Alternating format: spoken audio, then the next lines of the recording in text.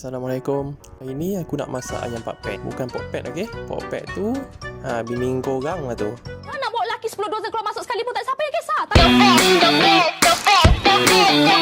Okey, bahan-bahan dia ayam, bawang besar, bawang putih, serai, lengkuas, halia, cili padi, cili kering, kunyit hidup, belacan, tahu limau purut, asam keping, kacang panjang, cabai hijau. Mula-mula aku akan blend bawang besar, bawang putih, serai, lengkuas, halia, cili padi, cili kering, kunyit hidup, belacan.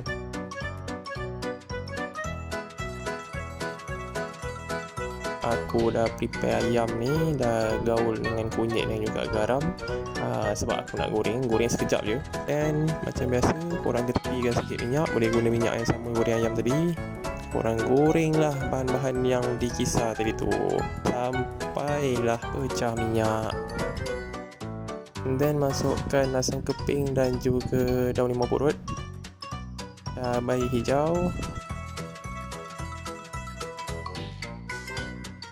Bolehlah masuk ayam yang dah digoreng tadi, gaul sampai rata.